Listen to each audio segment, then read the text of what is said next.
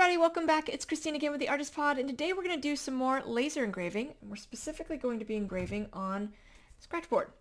So this is ampersand Scratchboard. You can get it on Amazon. It's a little bit more expensive, but what I like about it is it's an actual board, so there's a little bit of thickness here. And the hardest part really about it is taking off the plastic because you don't want to mess it up. So it's just covered with Indian ink. What's also nice about it is some of them will arrive with little like chips in the corner where a little bit of that has rubbed off just in shipping. But you can get some Indian ink from Amazon, some ampersand Scratchboards, and recoat areas that have lost the black with Indian ink again and allow it to dry before you do laser engraving. What's nice about the Scratchboard is you don't need a ton of power. You just have to engrave through the coat of Indian ink on the top. So let's get arting.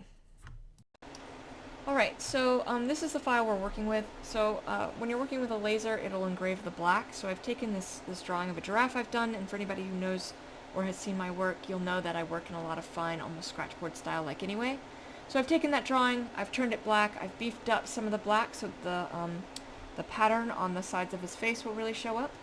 And then I've turned it, so there's only so much room in the laser bed. Now an 8x10 can probably fit in a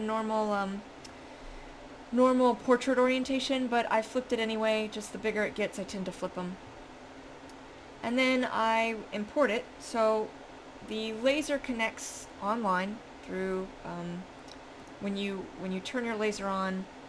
For my particular laser, which is full spectrum Muse, you'll see a little sort of IP address on the laser itself. You type that directly in, it connects directly to your laser, and you have the software. So this is where the sort of the magic happens here.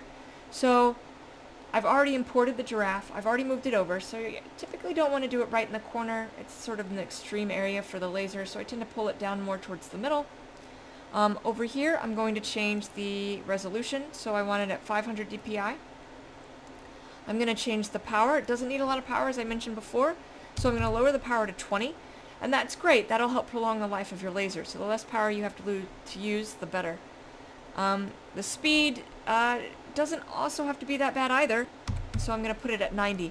Typically when you're engraving, the speed will dictate how deep the engraving is.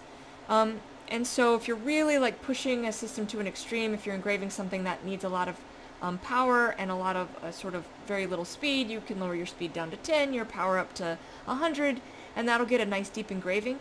For this, we don't need to do that, so I'm going to really lower that power down. I don't want it to burn the clay board underneath. Don't know that it would char it, but I don't want it to. I want as little charring as possible, so I want the power to be less. And again, it doesn't have to be very slow in order to get enough depth here. Then I'm going to change the blur to 5. You can play around with that. You don't want to lower it too much. There is a point of no return where your system can't engrave any more detail than you're trying to get it to engrave. And I should also mention that I've swapped my lens to a 1.5-inch lens, so it is designed specifically for engraving, so it's a little bit more dialed in for that. Alright, so now these settings are set. I'm going to load it into the laser bed, and we'll run the perimeter and do all of that from there. So.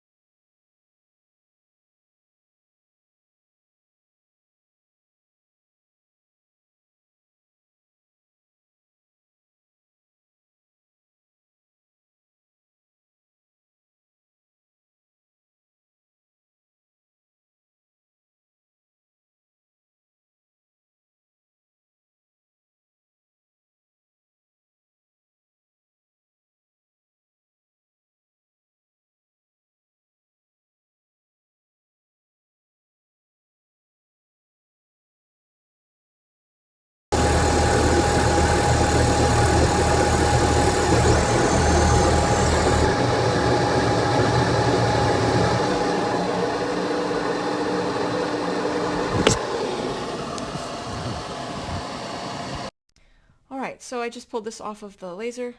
This is how it came out. Now, not fully done yet, so now I'm going to take a microfiber cloth because I don't want to wash it off, but inevitably there is soot on this, so it's going to actually pop a lot more once we start rubbing it off. And you can kind of see, I don't know if you can see that difference with the ear, where I just wiped it. It's pretty significant once you start wiping the soot off, how it just sort of, and I don't have to be careful to stay within the lines, although I'm going to try my best. Rubbing off to the edge won't actually rub off the Indian ink because it, potentially because it's professional quality. I don't know if you can do this with every Scratchboard you get, but with this one, you can kind of safely rub without worrying about rubbing it off. I just wouldn't put a ton of pressure, so I'm not, not necessarily holding back, but I'm not like pushing down on it. I'm just sort of, firmly rubbing enough that it's coming up, but not so much that I accidentally rub off any spots. Unfortunately, I have to move quite frequently because otherwise the soot will grind into other areas. As you can see, I keep shifting my finger. All right, and here is the final product. They come out super clear, which is really nice how clear they really come out on the Scratchboard. It's such a fantastic medium to laser engrave. Super easy, doesn't require a ton of extreme settings, just enough to get through the ink, and you have it.